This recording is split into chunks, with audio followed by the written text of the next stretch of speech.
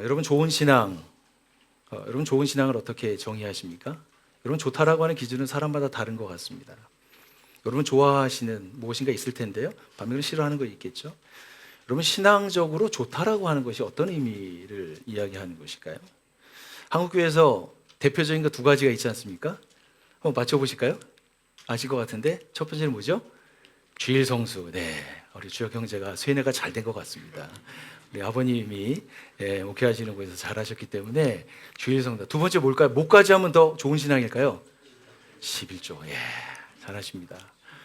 이 두 가지가 한국교회에서 이 두 가지만 해도 신앙이 참 좋다, 이런 얘기를 많이 듣고 자랐고, 그런 것을 지금도 독려하고 있고, 또 그 일을 행하는 것을 신앙이 나쁘다고 얘기할 수 없는 그런 곳에서 저희는 신앙생활을 하고 있는 것 같습니다. 여러분 좀 더 더해서 매년 성경 통독 1독을 하고 매일매일 하나님의 말씀을 묵상하면 그 또한 신앙이 좋은 거라고 할 수 있겠죠? 확신이 없으십니까? 좋은 건 좋은 거지 않습니까? 더 나아가서 우리 교회로 얘기한다면 풍성한 삶의 초대 첫걸음, 입금이 한 번 정도는 1년에 한다. 풍삼기 13주, 한 계절이 바뀌는 그 텀을 내가 한 영혼을 붙들고 내가 13주를 함께 간다. 그 모든 것들이 내 속에 있는 보이지 않는 그 믿음을 우리 삶으로 증명해내는 하나의 좋은 신앙의 본보기가 될 수 있을 거라고 생각을 합니다. 나쁜 것이 아닙니다. 그런데 성경에서 얘기하고 있는 신앙이 좋다, 좋은 신앙은 무엇인가?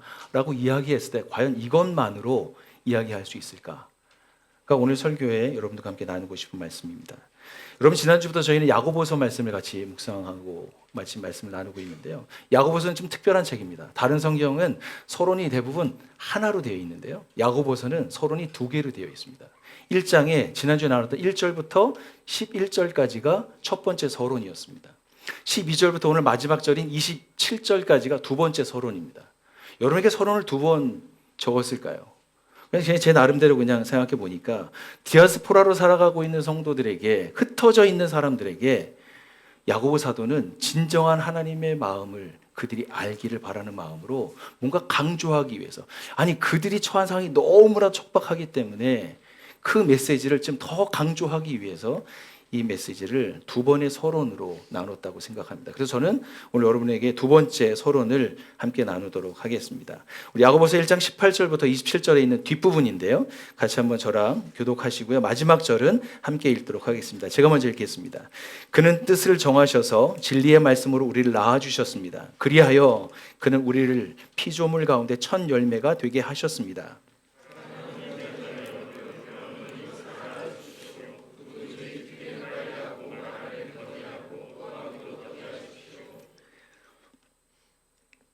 노하는 사람은 하나님의 의를 이루지 못하기 때문입니다. 온유한 마음으로 여러분 속에서 심어주신 말씀을 받아들여야 합니다.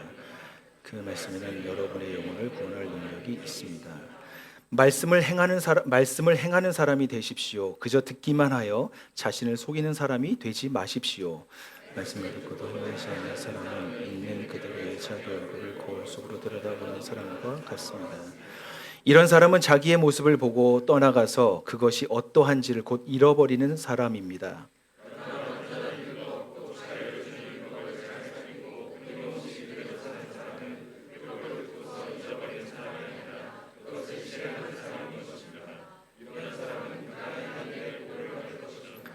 누가 스스로 경건하다고 생각하면서도 혀를 다스리지 않고 자기 마음을 속이면 이 사람의 신앙은 헛것입니다. 같이 읽습니다.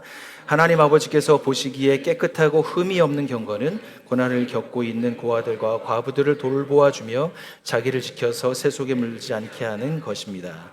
여러분 하나님의 말씀 위에 뿌리를 내리기 위한 진리의 지혜를 갖기 위해서 세 가지 아주 중요한 기본적인 자세를 야고보 사도는 19절에 우리에게 기록해 주고 있습니다. 19절 한번 보시면 부정적인 것이 두 개가 나오고요, 긍정적인 것이 하나가 나옵니다.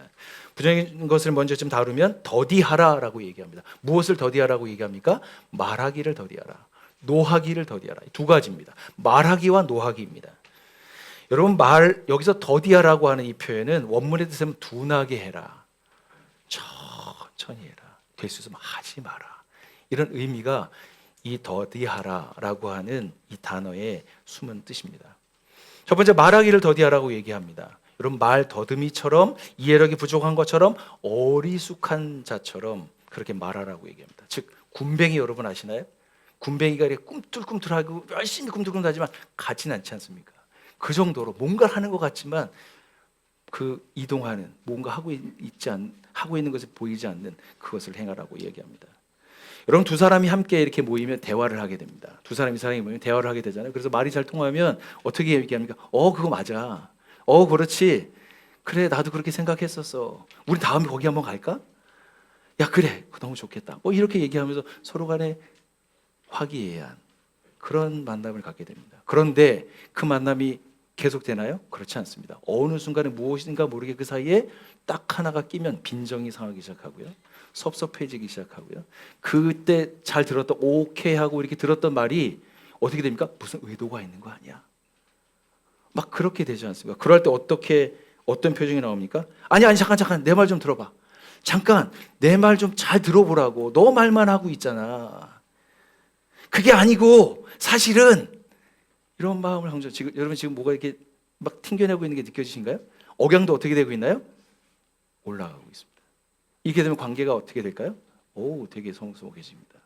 그럼 그때 서로 간의 대화가 통하지 않을 때 우리 속에서 감정이 노하게 됩니다. 점점 왜 그러지? 왜 내 말을 듣지 않으려고 하지? 뭐야?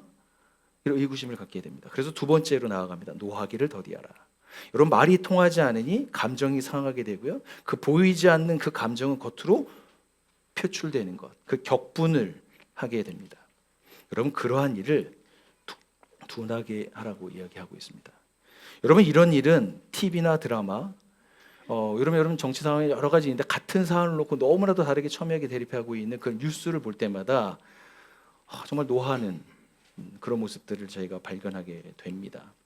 이런 일 직접적으로 마주할 수 있겠는데요. 어디에서 볼 수 있나요? 시장과 마트와 식당에서, 더 가깝게는 우리 가정에서도 가끔 그런 일들이 벌어지고 있지 않습니까? 학교, 직장, 그런 일들과 우리는 마주할 때가 있습니다. 여러분, 이렇게 되면 결과가 어떨까요? 원수 관계가 되고 관계는 어떻게 되나요? 산산조각나고 깨어지게 됩니다. 여러분, 구약의 지혜서인 잠언은 인간관계에 대해서, 전도서는 하나님과의 관계에 대해서 말하기와 노하기를 더디하라 라고 하는 지혜를 우리에게 말씀해 주고 있는데요. 우리 두 말씀을 한번 같이 읽도록 하겠습니다. 먼저 잠언부터 읽겠습니다. 시작. 부드러운 대답은 분노를 가라앉히지만 거친 말은 화를 돋운다. 전도서도 있습니다. 하나님 앞에서 말을 꺼낼 때에 함부로 입을 열지 말아라. 마음을 조급하게 가져서도 안 된다. 하나님은 하늘에 계시고 너는 땅 위에 있으니 말을 많이 하지 않도록 하여라. 여러분, 지금까지 두 가지의 부정적인 것을 얘기했습니다. 말하기와 노하기를 더디해라. 그것은 유익하지 않다. 관계를 맺는 데 있어서, 하나님의 말씀이 뿌리 내리는 데 있어서 그 또한 좋지 않은 영향을 주고 있다.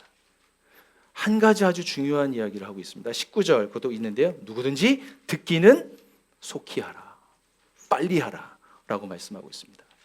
여러분, 듣기는 관계 맺기의 기본입니다. 잘 듣게 되면 거기에서 신뢰가 형성이 되고요, 관계가 발전됩니다.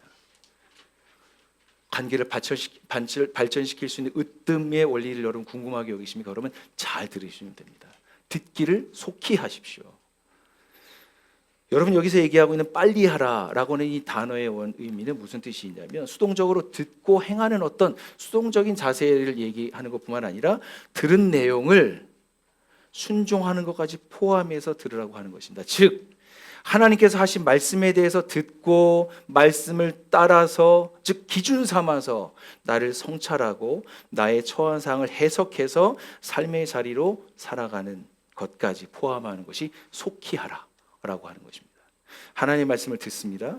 그것을 기준 삼습니다. 성찰합니다. 해석해서 살아내는 이 전체 과정이 속히 하라고 하는 말에 포함되어 있습니다. 여러분, 제가 여기서 이렇게 일방적으로 여러분에게 말씀을 전하고 있는데 여러분 듣고만 계시잖아요. 가끔 기분 나쁘실 때가 있지 않습니까? 그러신 분이 없는 것 같아서 그냥 제가 그냥 근데 저는 제가 여기서 여러분에게 말하기 전에 제가 한 가지 중요하게 여기는 것이 있습니다. 그것은 무엇입니까? 하나님으로부터 말씀을 듣는 것입니다. 설교자는 말하는 사람이 아니고요, 첫째 경청하는 사람입니다. 하나님의 말씀을 들어야 이 메시지를 통해서 우리를 어떻게 해요? 온전하고 성숙한 사람으로 만들어 가시는 그 놀라운 역사에 여러분들이 들어오실 수 있기 때문이죠. 여러분, 듣는다라고 하는 것을 조금 더 고급스러운 단어로 표현하면 경청이라고 할 수 있을까요? 여러분, 경청을 할 때 두 가지 경청이 있더라고요. 하나는 소극적 경청과, 그럼 뭐가 있을까요? 그렇습니다. 소극적 경청과 적극적 경청 두 가지가 있습니다. 소극적 경청은 수동적으로 듣는 것입니다. 상대방이 얘기하는 것을 그냥 이렇게 듣고 있는 겁니다. 그것도 경청입니다. 눈을 마주하고 잘 듣는 것이죠. 그런데 적극적 경청은 어떤 것이냐면 이렇게 이야기할 수 있을 것 같습니다. 상대방이 이야기할 때 눈을 마주칩니다. 눈을 마주칩니다. 눈을 마주칠 뿐만 아니라 적절한 대목에서 고개를 끄덕여줍니다. 네. 그리고 어떻게 하는 추임새로 그런 뜻이야, 이런 추임새. 어깨도 이렇게 한 번씩 으쓱으쓱하고 그래, 뭐 이런 제스처를 하게 되면 어떤 일이 일어나게 됩니까? 적극적 경청에는 그 사람과 내가 하나가 된다라고 하는 우리 소통하고 있네, 연결되고 있네, 그런 경험을 하게 됩니다. 그래서 이렇게 얘기하더라고요. 좋은 상담가는 커다란 귀와 작은 입을 가지고 있어야 한다. 이것은 상담가만이 아니라 모든 리더들에게, 아니 부모님들에게, 내가 어느 자리에서 조금 이렇게 힘이 있는 자리에 있는 분들이라면 이 관용구를 적용하셔도 아주 좋을 것 같습니다. 즉, 귀는 어떻게 하라고요? 크게 하고, 말은, 입은 작게 하라. 여러분, 상담 심리학자 중에 칼 로저스라고 하는 저명한 학자가 있습니다. 그분이 이렇게 얘기했습니다. 공감적 경청이 잘 이루어지는 만남과 현장에서는 치유가 일어납니다. 내가 가지고 있는 어려움을 우리 한 형제나 누구에게 이야기할 때 어떻게 되나요? 아픔은 나누면 뭐가 어떻게 되죠? 네? 반쪽이 되죠. 기쁨은 나누면 어떻게 되나요? 배가 된다, 이런 말씀이지 않습니까? 여러분, 이렇게 자기 속에 있는 혼자의 고민들을 혼자만 하는 것이 아니라 그 누군가와 대화로 나눌 때, 그것을 들어줄 때 그 안에서 어떤 일이 벌어지냐면 새로운 놀라운 창조가, 어떤 부분이, 회복이, 치유가 일어나게 됩니다. 여러분, 그런데 중요한 것이 있습니다. 이렇게 듣는 것은 속히 하고 말하기와 노하기는 더디하라고 하는 이것의 주어가 되는 것이 무엇입니까? 하나님의 말씀입니다. 하나님의 말씀이 어떻길래 하나님 앞에서 말하기를 더디해야 될까? 노하기를 더디해야 될까? 하나님의 백성이라고 하는 사람들 앞에서 내 주장을 좀 줄이고 내가 감정이 올라오지만 그것을 내려야 할까? 그리고 그 하나님의 말씀과 그 나와 함께하고 있는 믿음 생활하고 있는 그 형제의 말을, 자매의 말을 속히 들어야 할까? 라고 하는 의문을 갖게 됩니다. 말씀 위에 뿌리 내리는 지혜의 첫 번째는 하나님의 행하심에 몰입하라고 하는 것입니다. 18절 말씀인데요. 같이 한번 이 말씀 제가 읽도록 하겠습니다. 그는 뜻을 정하셔서 진리의 말씀으로 우리를 낳아주셨습니다. 그리하여 그는 우리를 피조물 가운데 첫 열매가 되게 하셨습니다. 여러분, 설교 안에 거기에 가로가 되어 있는데 거기 가로에 뭐가 들어가면 될까요? 하나님이 진리의 말씀으로 뭘 낳았다고요? 우리를 낳았다. 우리를 낳은 것이죠.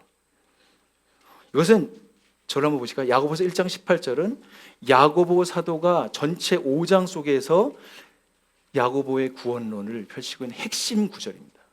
지난주에 저희가 하나님께서 우리를 향하신 뜻이 무엇이라고 얘기했습니까? 조금도 부족함이 없이 완전하고 성숙한 사람이 되십시오. 하나님의 뜻은 우리가 그렇게 하나님을 닮는 그 수준까지 올라가는 것을 우리를 향해서 그 목적을 가지고 계십니다. 그 목적을 이루기 위해서 하나님이 행하신 일이 무엇이라고요? 하나님은 뜻을 정하셔서 진리의 말씀으로 우리를 낳아주셨다라고 하는 것입니다. 그 결과가 우리입니다. 그런데 이 말씀 전에 1장 14절과 15절로 쭉 거슬러 올라가게 되면 어떤 말씀이 있습니까? 이 말씀 같이 한번 읽겠습니다. 시작. 사람이 시험당하는 것은 각각 자기의 욕심에 이끌려서 꿰매 빠지기 때문입니다. 욕심이 잉태하면 죄를 낳고 죄가 장성하면 죽음을 낳습니다. 여러분, 사람은 어떻게 됩니까? 자기 욕심에 이끌리게 되고요. 결국 뭘 낳습니까? 죽음을 낳는다라고 하는 것입니다. 사람이 행하고 있는 많은 일들이 있습니다. 그 많은 일들 중에 그 결국의 끝은 무엇입니까? 우리의 끝엔 개인의 종말을 맞이하게 됩니다. 그 앞에서 모든 인간은 어쩔 수 없이 하고요. 이 어쩔 수 없는 것을 좀 늘려보려고, 영생하려고 하는 어떤 법들, 무엇인가를 찾고 있습니다. 진시황도 그렇게 많이 찾았다고 이야기하지 않습니까? 여러분, 그래서 첫 번째 18절과 14절에 반복되는 표현이 있는 걸 여러분 발견하셨습니까? 무엇인가요? 반복되는 표현이 무엇이죠? 네? 이렇게 저랑 오늘 커뮤니케이션을 해주셔야 되는데 무엇이냐면 낳는다라고 하는 것입니다. 여기 실내가 좀 더운 것 같은데 히터를 좀 꺼주셨으면 좋을 것 같습니다. 낳는다라고 하는 표현 없습니까? 하나님께서 진리의 말씀으로 우리를 낳아주셨다. 그리고 사람은 자기 욕심에 따라서 죽음을 낳았다라고 하는 표현을 기록하고 있습니다. 즉 낳았다라고 하는 것은 무엇입니까? 그 전에 품고 잉태하는 과정을 지나서 해산했다라고 하는 의미가 있지 않습니까? 즉 품고 잉태하는 과정을 통해서 출산했다. 이 과정이 있습니다. 그런데 저는 이 말씀을 보는데 질문이 생기더라고요. 여러분, 사람은 죽음을 낳는다고 했는데 18절에 하나님이 낳는 것은 무엇이, 그렇다면 사람은 죽음을 낳는데 하나님은 무엇을 낳아야 되겠다고 표현되어 있어야 되겠습니까? 죽음의 반대가 무엇이죠? 생명입니다. 부활일 것입니다. 근데 부활과 생명이라고 쓰지 않고 뭐라고 썼나요? 우리를 낳았다고 표현하고 있습니다. 왜 우리일까요? 여기에는 하나님이 깊이 있는 신학적인, 우리를 향하신 하나님이 깊이 있는 의도가 이 가운데 숨겨져 있습니다. 두 가지가 있는데요. 첫 번째, 하나는 이렇게 우리가 예수님을 믿고 하나님 앞에서 예배드리고 하나님의 가족이 된 것은 하나님께서 마음으로 품으시고 잉태하시는 시간을 통해서 우리를 태어나게 하셨다, 낳았다라고 하는 그 말씀입니다. 즉 하나님께서 해산의 고통을 겪어주셨다 하는 의미입니다. 여러분, 한 사람은 누구입니까? 하나님께서 해산의 수고를 통해서 낳음 받으신 분들입니다. 자기 스스로에게 한번 말씀하십시오. 나는 하나님의 해산의 수고를 통해서 태어난 사람이다. 자기 스스로 한번 말씀해 보십시오. 여러분, 하나님이 무슨 해산을 하셨습니까? 근데 여러분, 하나님의 해산은 무엇일까요? 하나님의 해산은 그의 아들 예수 그리스도를 십자가에 내어주시는 그 해산의 고통을 겪으셨습니다. 십자가에 달리시고 피를 쏟으시고 창에 찔리시면서 죽음으로, 하나님의 아들이셨지만 폐륜적 부모라고 얘기할 수 있는 오해를 살 수 있는 그 지점에서도 하나님 물러서지 아니하시고 하나님께서는 십자가의 아들 예수 그리스도를 내어주셨습니다. 여러분, 옆에 있는 사람들 잠깐 보실까요? 옆에 있는 사람 누굽니까? 하나님께서 아들 예수 그리스도를 죽여서 여러분을 낳았던 그분이었습니다. 이게 기독교의 핵심적인 메시지입니다. 핵심적인, 역설적인, 우리를 구원하시기 위한 하나님의 메시지였습니다. 여러분, 바울은 어떻게 구원을 받는다고 얘기합니까? 바울은 예수 그리스도를 어떻게 해요? 믿음으로 말미암아 구원을 받는다. 이신칭의를 얘기하고 있지 않습니까? 그런데 야고보 사도는 구원을 어떻게 얘기합니까? 하나님의 해산의 수고를 통해서 우리가 나았다. 그 결과로 하나님의 자녀가 되었다라고 하는 것을 강조합니다. 이것은 우리가 구원받은 것은 야고보 사도가 강조하고 싶은 것은 하나님의 주권적인 의지를 우리에게 강조하고 있는 표현입니다. 우리가 믿는 것, 예수를 믿음으로 말미암아 구원을 얻는다라고 하는 우리가 조금 더 강조된 부분이 바울 신학에서 있을 수 있다면, 야고보 사도가 얘기하고 있는 이곳에서는 하나님의 주권적인 의지가 더욱더 강하게 표현되어 있다고 말씀드릴 수 있겠습니다.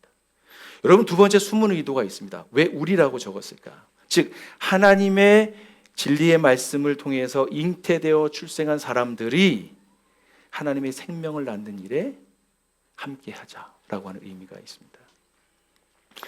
즉 이 땅의 사람들은 자기의 욕망과 욕심을 성취하기 위해서 열심히 살지만 결국은 사망으로 끝나게 됩니다. 즉 거기서 끝이 납니다. 그래서 허무하다 인생은, 열심히 살아서 뭐하나, 이런 질문에 답을 정직하게 할 수가 없는 것이죠.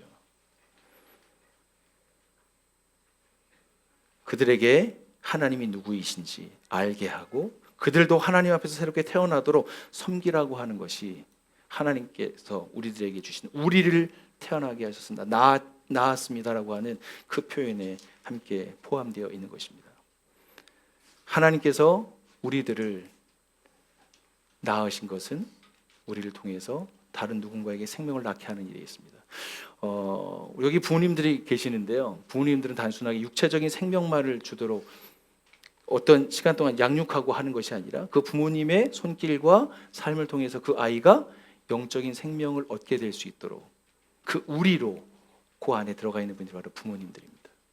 어제 숲에 있는 우리 자녀들이, 여기 아마 숲에 있는 자녀들을 두신 부모님들이 참 많으실 텐데, 어제 꽤 많은 청소년 우리 친구들이 1박은 하지 않았지만 저기 용인에 있는 카페에 가서 뭐 이렇게 그 바베큐 했거든요. 근데 바베큐 하는데 되게 재미난 사진이 사역자 카톡에 저녁쯤에 올라왔습니다. 어떤 사진이 올라왔냐면 그 영화 포스터 있지 않습니까? 영화 포스터에 보면 대부분 주인공들이 거기 이제 약간 조연들이 거기에 이제 같이 표현하고 그 표정과 폼을 하고 있는데, 그 표정과 폼을 그대로 아이들이 재현해서 사진을 찍어서 두 가지 같이 올려놓은 거예요. 와, 근데 그걸 보면서 너무 이거 새롭다, 창조적이다, 창의적이다 이런 생각을 하게 됐습니다. 빵 터져가지고 사역자들도 막 거기다가 이거 되게 신기하다, 우리도 한번 해봐야겠다 이런 얘기를 같이 나누기도 했었는데요. 우리 아이들을 위해서 선생님들이 거기 가서 수고하고 있는 것이 무엇입니까? 그게 바로 우리를 낳는 일에 선생님들이 함께 일조하고 있는 것입니다. 지금 이 시간에도 여러분들이 예배드리고 있는 곳에서 나무와 숲에서, 새싹에서 교사 선생님들과 사역자들이 거기에서 여러분의 자녀들을 어떻게 해요? 하나님의 생명과 부활로 낳기 위해서 수고하고 애쓰시고 계십니다. 이것뿐이겠습니까? 여기 계신 목자님들, 내가 누군가 품어서 복음을 전했던 입금이로 살았던 분들, 즉 하나님께서 행하셨던 진리의 말씀으로 그 형제와 자매를 낳고 있는 것입니다. 여러분의 인생이 이렇게 값지게 쓰여지기를 바랍니다. 그런 사람들을 마지막 절에 18절 마지막 절에 첫 열매가 되게 하셨다고 말씀하고 있습니다. 이 표현은 관용적인 표현으로 하나님의 창조적인 사역을 포함하고 있는 말씀입니다. 계시록 성경의 가장 마지막 책인데요, 14장 4절에 있는 말씀을 여러분들이 한번 읽겠습니다. 시작.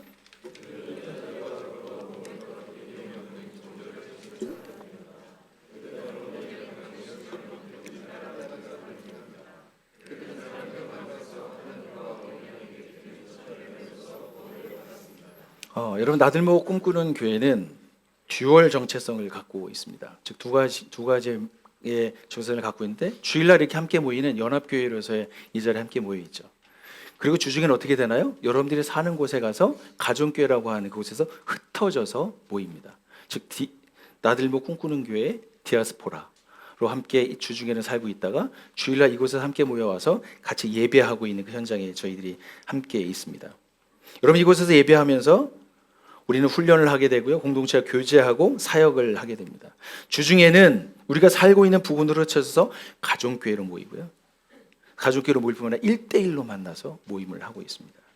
그 모든 것이 우리를 완전하고 온전한 성숙에 이르게 하는, 그 생명으로 낳게 하는 그 일에 있다는 사실을 잘 기억하여 주십시오. 그래서 여러분, 예배와 공동체 함께 소속되어서 내 삶을 거기에 시간에 맞추는 것은 내가 이 세상에 있는 죽음의 자리에서 점점 더 생명의 자리로 내가 이동하고 있다, 그 생명을 점점 더 누리고 있다, 그 안에 살고 있다라고 하는 그 말씀을 제가 잘 기억했으면 좋겠습니다.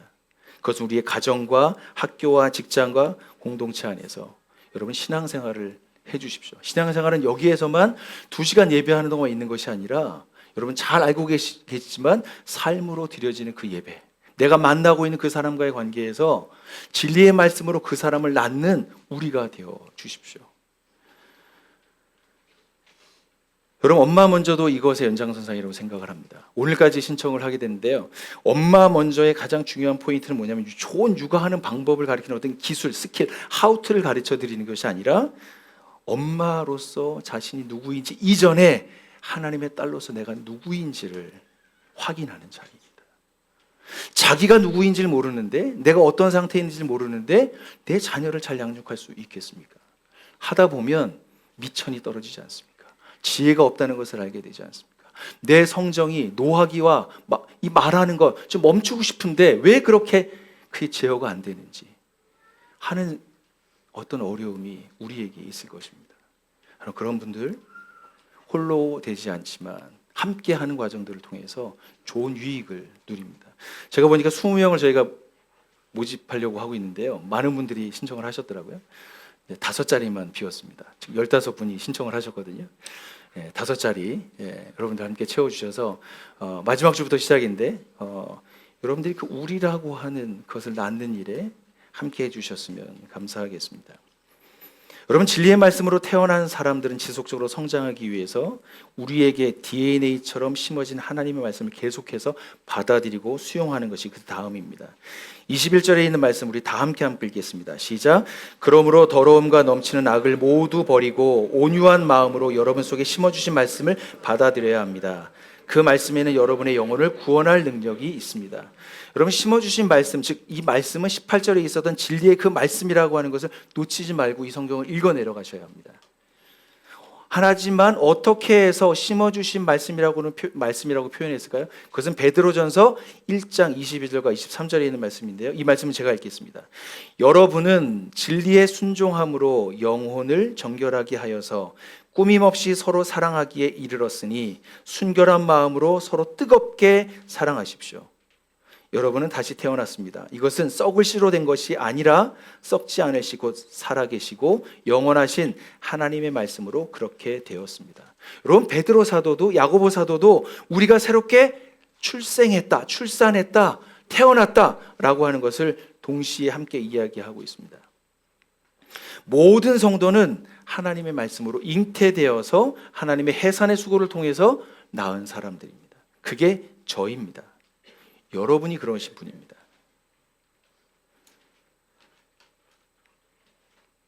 야고보서 1장 18절과 21절과 베드로전서 1장 23절 모두 하나님께서 행하셨던 그 주권적인 그 일을 또 하나도 잘 드러내주고 있습니다. 그 말씀을 받아들인 사람들에게 나타나는 결과가 무엇입니까? 그것은 1장 21절 후반부에 있습니다. 그것은 영혼을 구원할 능력이 있습니다. 저를 한번 보실까요? 여러분, 구원의 확신, 나는 구원받았어. 나는 아직 구원받지 못한 것 같아. 그 양쪽을 왔다 갔다 여러분 하고 계시지 않습니까? 왔다 갔다 하고 있는 것에서 그 기준은 무엇입니까?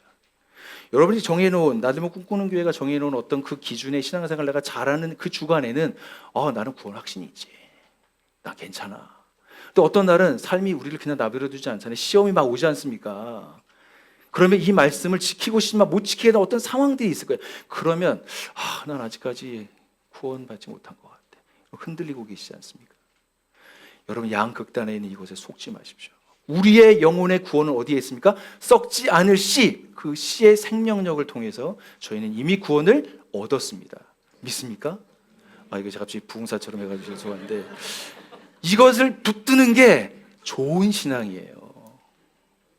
서두에 얘기했었던 좋은 신앙이란 어떤 행위가 아니고요. 그 행위를 만들어내는 그 무엇, 속뜻에 있습니다. 그 첫 번째가 무엇이라고요? 숨어있는, 심어진 말씀을 붙드는 데 있습니다. 여러분에게 심어진 말씀이 무엇입니까? 지난주에 하나님의 이 세상을 살아갈 때 시련은 고정변수다. 시험은 피할 수 없다. 그렇지만 하나님의 뜻은 완전하고 성숙에 이르게 하길 원하신다. 근데 그럴 때 시험이 오면 말씀을 아무리 암송하고 외우고 내 마음을 다시 먹고 해도 현장으로 딱 들어가면 어떻게 됩니까? 흔들리지 않습니까? 그때 두 마음이 든다고 그러지 않았습니까? 그것을 4장 4절에서 이렇게 표현해요. 가늠하는 여인들이요. 두 마음을 가늠하는 여인이라고 야고보 사도는 표현합니다. 우리가 엄중하게 말씀하시고 계시는 야고보 사도의 그 집중된 우리를 향한 그 사랑의 메시지가 들려지십니까? 여러분, 두 마음을 어떻게 해결하시겠습니까? 자기를 훈련하고 자기를 개발하고 상담 심리를 받고 다 필요합니다. 그러나 그것의 한계는 무엇입니까? 나는 두 마음을 바꿀 수 없다라는 결론에 이르게 됩니다. 내 힘으로는 안 된다. 내가 내 힘으로 안 되는 것을 가능하게 하는 것이 무엇입니까? 두 마음을 한 마음으로 가는 것이 썩지 않을 씨, 그 씨의 생명력이 있습니다. 여러분은 그 씨로 말미암아 하나님께서 낳아 주신 분들이십니다. 이것을 믿는 것입니다. 예수를 믿는다는 거 하는 것은 마음과 영혼에 하나님께서 우리에게 심어주신 그 말씀을 계속해서 붙들고 있는 것입니다. 여러분에게 어떤 말씀이 심겨져 계십니까? 여러분은 어떤 말씀을 붙들고 살고 계십니까? 오늘 아침에 제가 가깝게 지내고 있는 어떤 카톡방이 있는데 거기에 잠언 4장 23절이라는 말씀이 올라왔습니다. 이렇게 예쁘게 그 카드 말씀처럼 올라왔는데 무릇 지킬 만한 것 중에 내 마음을 지키라. 생명의 근원이 이에서 남이니라. 어그시의 마음에 새겨지는 말씀입니다. 다시 한번 확인하는 자리였습니다. 여러분, 세상이 흔들리고 어려울 때 여러분을 딱 붙들어줄 수 있는 그 말씀이 여러분 속에 계십니까? 여러분, 그 썩지 않을 그 씨를 붙드셨을 때 그 시험을 이겨내고요, 시험을 이긴 다음에 뭐가 온다 그랬나요? 기쁨이 있지 않습니까? 그 기쁨은 나를 내가 성숙했구나, 더 온전해져 가고 있구나라고 하는 자기 스스로가 검증된, 자기가 자기에게 칭찬할 수 있는 그런 메시지가 그 가운데서 나오게 되는 것입니다. 이렇게 심어진 말씀을 붙들고 살아가는 사람들에게 가장 바뀌는 것이 있는 것은 언어입니다. 언어. 말이 사람의 변화를 무엇으로 볼 수 있습니까? 표정도 바뀌어지기도 하고요, 스타일도 달라지고 옷 매음새도 달라지고 사는 것도 달라지고 여러 가지가 있지만 사람의 진짜 변화를 무엇으로 볼 수 있습니까? 보이지 않는 것이 겉으로 드러나는 게 말입니다. 말. 이전과는 다르게 말을 할 때와 하지 않을 때 그 기준이 달라졌기 때문에 그 사람의 삶의 모든 부분에 영향을 주는데 그 핵심은 무엇입니까? 말입니다. 언어입니다. 심어진 말씀과 썩지 않은 그 말씀을 통해서 세상을 분별합니다. 선별합니다. 그 내가 받아들여야지, 이거는 거부해야지 라고 하는 것이 내 안에 어떤 시스템들이 생기는 것이죠. 썩지 않을 말씀의 시스템이 나를 붙들고 있기 때문에 모든 것이 온다고 다 받지 않습니다. 상처도 마음대로 받지 않습니다. 그건 거부. 나는 그렇지 않아. 이건 내가 적주로 붙들어야지 라고 하는 그것을 붙들게 되는 그 기준이 썩지 않을 씨가 우리 마음 가운데 있을 때 가능합니다. 즉 인풋이 달라지니까 아웃풋이 달라지는 것입니다. 다른 언어와 다른 성품으로 자연스럽게 드러나는 것이지요. 여러분이 심어진 말씀으로 여러분 자신들을 잘 가꾸어 가십시오. 여러분 나무라고 싶은 마음은 없습니다. 없으시다면 다시 나를 만나 주셨던 그 말씀으로 돌아가십시오. 내가 그때 받았던 그 말씀을 다시 여러분 펴십시오. 읽으십시오. 그리고 거기에 내 자신을 묶어두십시오. 그러할 때 심어주신 말씀이 우리 안에서 활동하고 있는 것을 자신도 알고 남도 알게 되는 그때가 올게 될 것입니다. 진리의 말씀, 하나님의 진리의 말씀으로 출생한 자녀들이 땅의 현실에 굴복하지 않고 땅 끝에서 주님을 만날 때까지 어떻게 살아갈지를 여러분과 두 가지로 좀 권면을 드리면서 저에게도 말하면서 말씀을 마치려고 합니다. 첫 번째는 말씀을 행함으로 열매 맺자라고 하는 것입니다. 22절과 23절에 있는 말씀인데요, 이 말씀을 같이 한번 읽도록 하겠습니다. 읽겠습니다. 시작.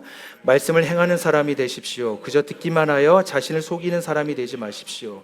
말씀을 듣고도 행하지 않는 사람은 있는 그대로의 자기 얼굴을 거울 속으로 들여다보기만 하는 사람과 같습니다. 여러분, 온유한 마음으로 심겨진 말씀을 받아들일 때 두 부류로 사람들이 나눠지게 됩니다. 한 부류는 어떤 사람일까요? 말씀을 듣기는 듣는데 한 귀로 듣고 어떻게 나요? 한 귀로 흘려가는 사람, 그런 부류의 사람들이 있습니다. 이런 사람을 22절 중반에 보면 듣기만 하여 스스로 속이는 자라고 얘기합니다.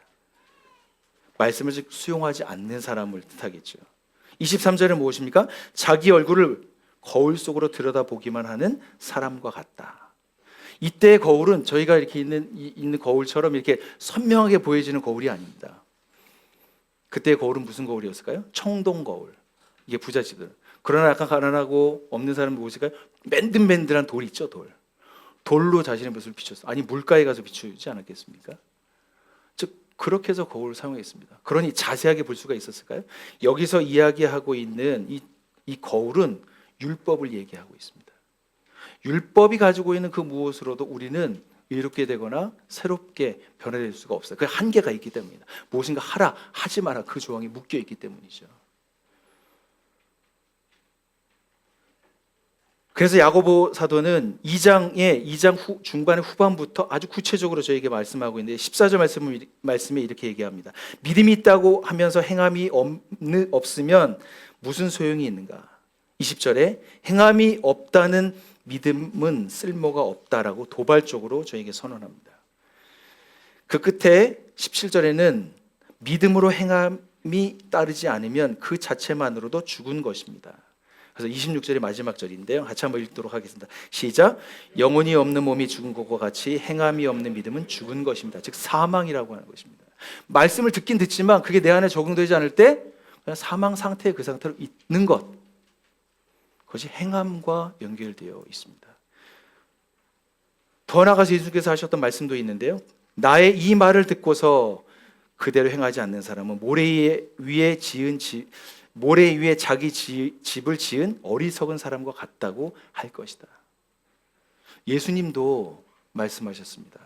말씀을 듣고 한 귀로 흘려보내는 사람, 행하지 않는 사람, 자기를 속일 뿐만 아니라 그 사람은 어리석은 사람이다. 예수님께서도 그렇게 정의하셨습니다. 두 번째 부류의 사람이 있습니다. 말씀이 자신의 일인 것처럼 진지하게 받아들이고 항상 간직하고 실행하는 것을 고민하고 그것을 실행하는 가운데 하나님의 사람으로 온전해져 가는 것입니다. 다시 한번 말씀드립니다.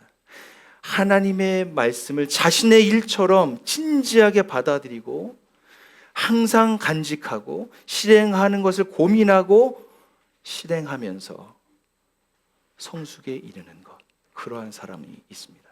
여러분, 그런 사람은 마태복음 13장에 있는 네 가지 밭의 비유 중에 마지막 밭, 즉 좋은 밭이라고 할 수 있지 않겠습니까? 거기서는 어떤 열매가 맺습니까? 30배, 60배, 100배의 결실을 한다고 기록하고 있습니다.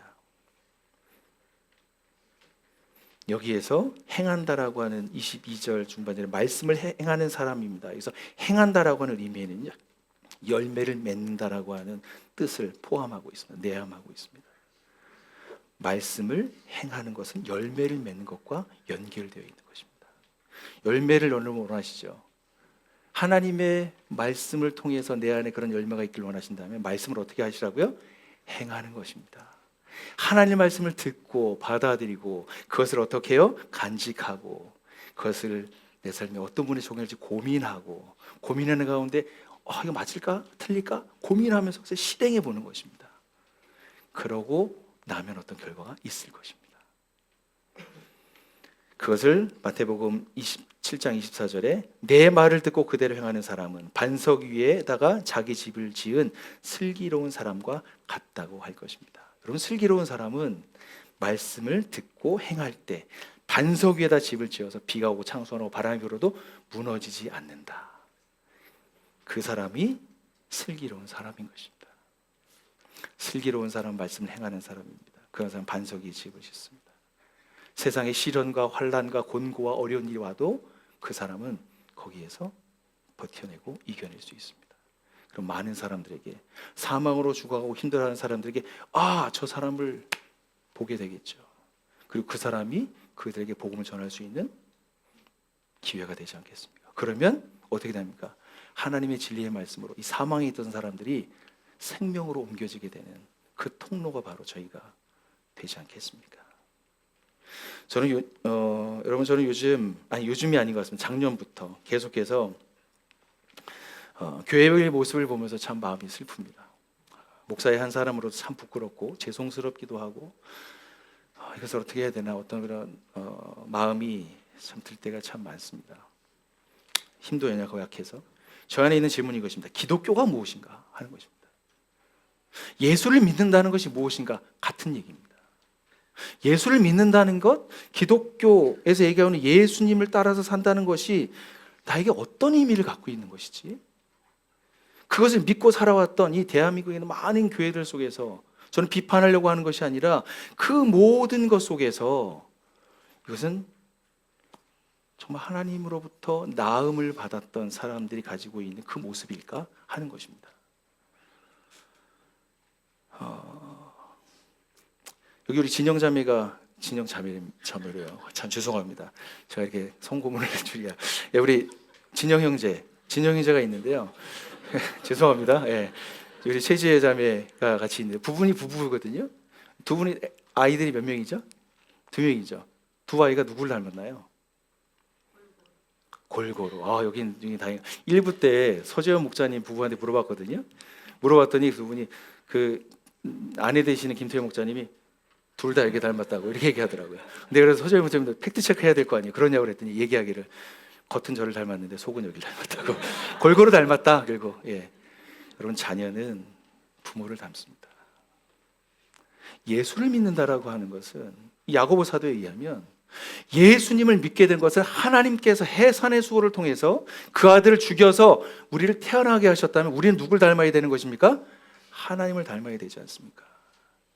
하나님이 행하시는 일에 이 세상에 살면서 조금이라도 그것에 마음을 두고 내 삶의 시간과 재정과 모든 것의 우선순위를 거기에 맞춰서 100% 따라가지 못하더라도 내 중심이 거기에 있어서 이 땅에 사망에서 죽어가고 신뢰하고 있는 사람들을 생명으로 옮길 수 있는 그 일에 주님 저를 써주십시오.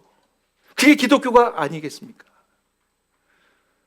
저는 그래서 마음이 되게 힘들고 어렵습니다. 우리 아이들에게 비춰지는 교회가 어떤 곳일까? 요즘은 TV만 틀면 여러 가지 정보들을 보면 한 가지 사건을 이렇게 다르게 얘기하고 있는 게 교회인가?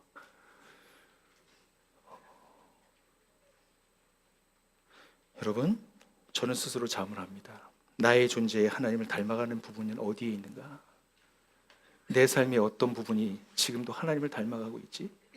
어떤 것은 버려야 되고 어떤 것을 더욱더 붙들어야 하고 내가 그것을 붙들기 위해서 씨름해야 될 것들은 무엇인가 하고 있는 그런 시간들, 그것이 좋은 신앙입니다. 좋은 신앙이란 하나님의 말씀 앞에 홀로 서는 것입니다. 즉 단독자로 서시는 겁니다.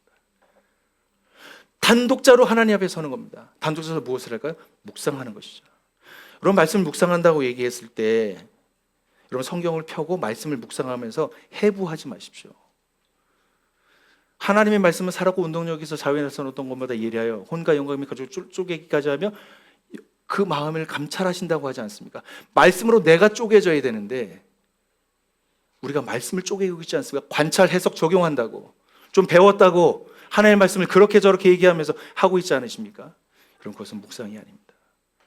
그럼 묵상하실 때 성경 말씀을 먼저 보지 마십시오. 그 앞에서 성경을 펴고 그 앞에서 잠시 대기하십시오. 자기의 컨텍스트를 하나님 앞에 아뢰십시오. 글로 써보십시오.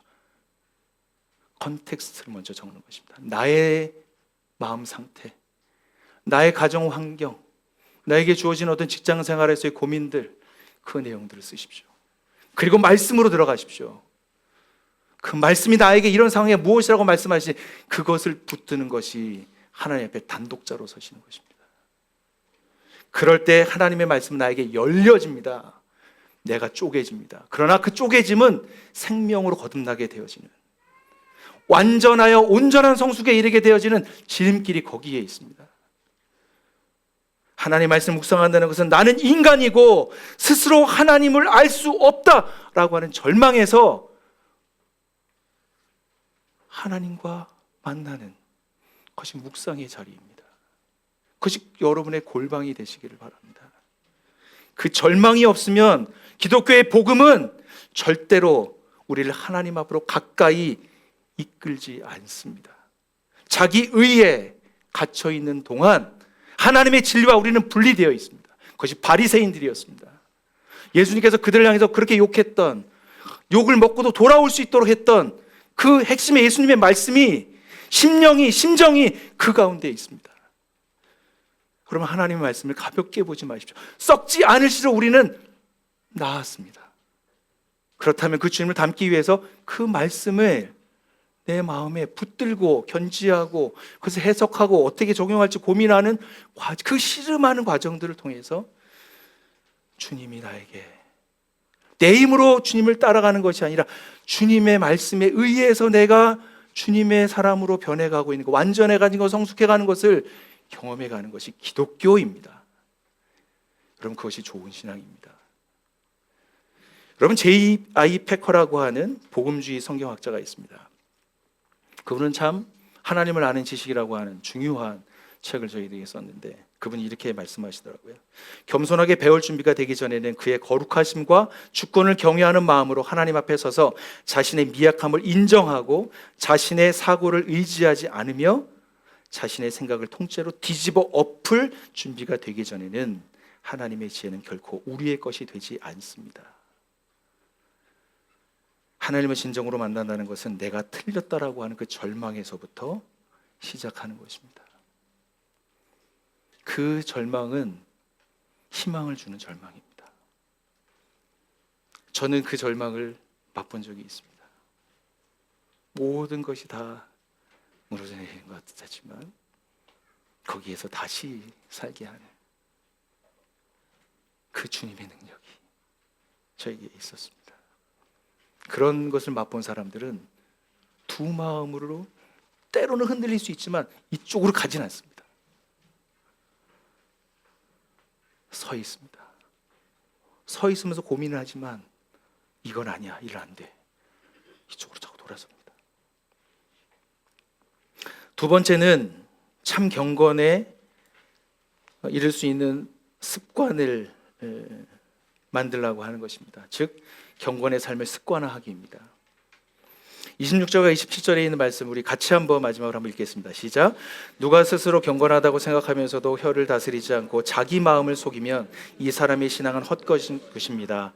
하나님께서는 자기에게 보시기에 의미 없는 경건은 고난을 겪고 있는 고아들과 과부들을 돌아보며 주며 자기를 지켜서 세속에 물들지 않게 하는 것입니다. 우리 오늘 정말 이 26절과 27절에 있는 이 말씀을 찬양으로 바꾸어서 조금 전에 저희가 찬양하지 않았습니까? 잘 배워봐야 되겠다라고 하는 생각을 했습니다. 제가 잘 몰랐던 부분인데 오늘 알려주셔서 되게 감사합니다.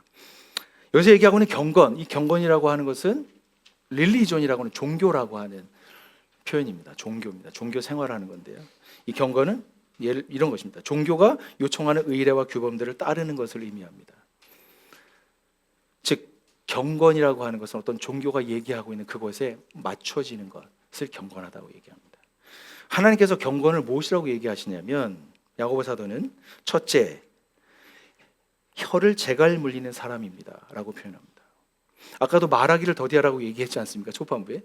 근데 여기에서도 뭘 얘기합니까? 혀, 말에 대해서 얘기하고 있습니다. 근데 이것이 3장으로 가면 더 많이 나옵니다. 이 말이 얼마나 중요한지 여러분 이것은 다음 주에 제가 말씀을 여러분과 나누기 위해서 지금 넘어가도록 하겠습니다. 둘째는 고난을 겪고 있는 고아와 과부들을 돌보아 주는 것입니다. 구약 성경에서 하나님의 긍휼하심은 고아와 과부들의 아버지라고 불리셨습니다. 그래서 예수님께서는 이웃을 향한 긍휼함으로 예수님께서는 말씀하셨습니다. 지난주에 말씀드렸지만 흩어져 살고 있는 공동체 이 사람 디아스포라 사람들은 나그네이죠. 바람 따라 가을에게 가는 그런 나그네가 아니고요. 어디에다 머리 둘 곳이 없는 그 사람들을 그냥 표현한 것이 나그네들입니다. 정처 없는 사람들. 기득권이 절대 될 수 없고 주류에 낄 수도 없고요. 소상공인과 허드렛 일을 해야 되는 사람들입니다. 그러니 내일이 없죠. 어떻게 살아야 될지. 그런 사람들을 어떻게 한다고요? 고아와 과부들을 돌보아 주는 것이 참된 경건이라고 말씀합니다. 세 번째 참된 경건은 자기를 세속에 물들이지 않도록 자신을 지키는 삶이라고 정의합니다. 여기서 세상은 하나님을 떠나 하나님의 주권과 의지, 그분의 구원과 심판의 섭리를 무시하고 반역하는 모든 사람들이 행하고 있는 총체가 세상입니다. 여러분 성경을 읽으실 때 세상이라고 하는 단어가 나오시면 이렇게 해석하십시오. 하나님을 떠나 하나님의 주권과 의지와 섭리와 모든 하나님의 심판과 섭리를 무시하고 반역하는 모든 총체, 그것이 세상입니다. 즉 하나님을 대적하고 있는 그 대상이 무엇인가? 세상이라고 하는 것입니다. 우리는 믿음을 지키고 살아가지만 우리는 어디에 살아가고 있습니까? 세상 속에 살아가고 있습니다. 세상 속에 살아가기 때문에 세상의 영향력을 받을 수밖에 없지 않습니까? 그런데 그런 세상 속에서 우리는 경건하다라고 하는 것은 무엇입니까?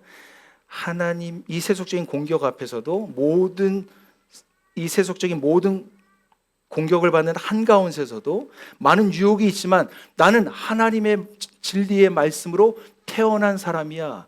하나님이 아들 예수 그리스도를 십자가에 죽이시면서 해산의 수고를 통해서 나왔던 존재야.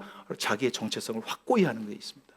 즉 모든 사람이 예스할 때 아니라고 하는 사람, 모든 사람이 예스라고 얘기할 때 아니라고 얘기할 때 예라고 할 수 있는 사람, 그 사람이 누구입니까? 그리스도인, 참된 경건에 이르고 있는 사람을 얘기합니다.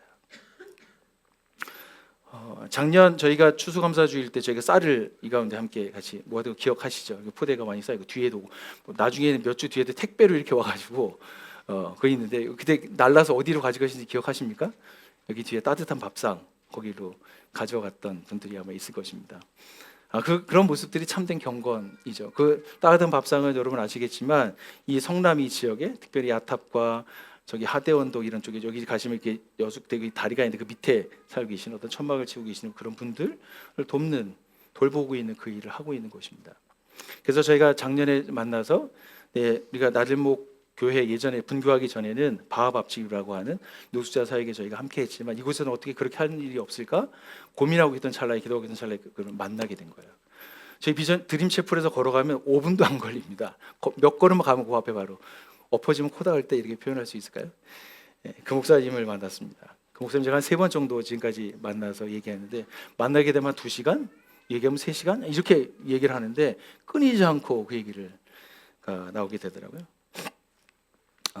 따뜻한 밥상에서 어떤 사역을 하시냐고 물어봤더니 아주 다양한 일들을 하시더라고요. 우리 노숙하시고 계시는 분들을 위해서 인지 회복 프로젝트를 하시더라고요. 이게 가능한가?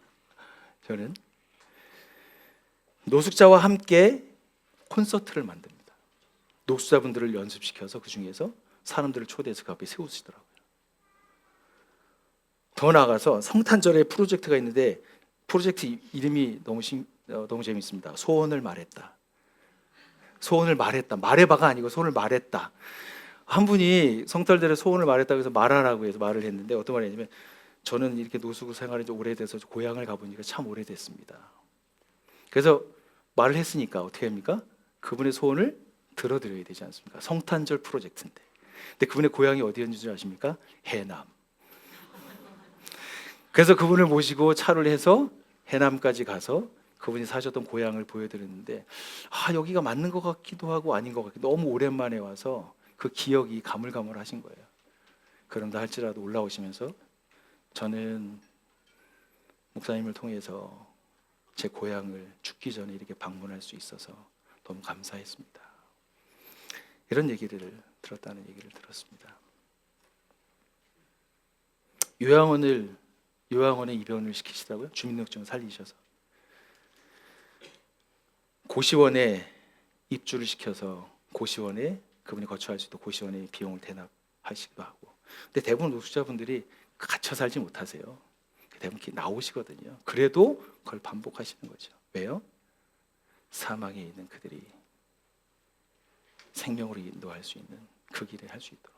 저희가 처음 그 따밥과 함께 살게 된 사진이 아마 있을 텐데요. 작년에 저희가 가정교회 우리 가족들이 따밥에 많이 참여해 주셔서 사실 몇 개만 시간 관계상 다 보여드릴 수 없어서 몇 개만 저렇게 같이 했습니다. 청년부 사진 제가 이번에 특별히 넣었습니다. 우리 청년부 칭찬합니다. 너무 잘하고 있습니다. 잘 자라고 있습니다. 우리 청년부들 계속해서 응원해 주셨으면 좋겠습니다. 그리고 이렇게 밥을 포장하기도 하고요. 그리고 밖에 나가서 나눠주기도 하고. 다리 밑에 있는 텐트가 있는데요. 텐트를 텐트 속에 이렇게 자꾸 쌓아두신대요. 근데 그것을 다 꺼집어내서 마대자루에 넣고 정리하는 그런 일들. 그런 일들을 했고요. 또 다음 사진이 있는데요. 따밥은 아니지만, 다양하게 다 따밥 사진인데요. 저기 이렇게 말씀도 같이 써 있는데, 저기 후원자들 이름이 써 있는데요. 저기 나들목 꿈꾸는 교회 후원자도 이렇게 명찰로 돼 있더라고요. 그래서 제가 사진을 이번 주에 가서 찍어 왔습니다. 그런데 이번 주 제가 수요일 날 출근해서 목사님을 좀 만나서 그때는 짧게 대화하는 시간이 있었는데 거기 갔는데 조그마한 칠판이거든요. 근데 이게 그냥 그 보드마카를 쓰는 거 있잖아요. 이렇게 밑에. 근데 거기에 익숙한 이름이 있는 거예요. 오모모모 돼 있는 거예요. 이거 내가 아는 이름인데? 목사님께 여쭤봤더니 사실은 목사님 그때 사역하고 난 이후에 한 가정이 매주 와서 여기에서 이 사역을 하고 계세요. 너무 감사드려요. 여러분을 대표해서 제가 감사를 받았습니다. 근데 그분이 제가 누구인지 그래서 연락을 했겠지 않습니까? 만나서 얘기했죠. 이렇게 하고 있다는데 너무너무 잘하고 있네요. 딱 얘기했는데 아니에요. 저와 우리 아이들이 느끼고 배우는 게 많아요.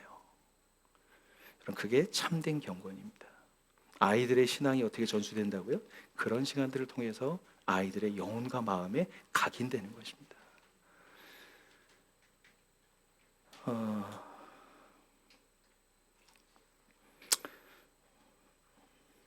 여러분 주위에 사회나 관계로부터 소외된 분들이 계실 것입니다.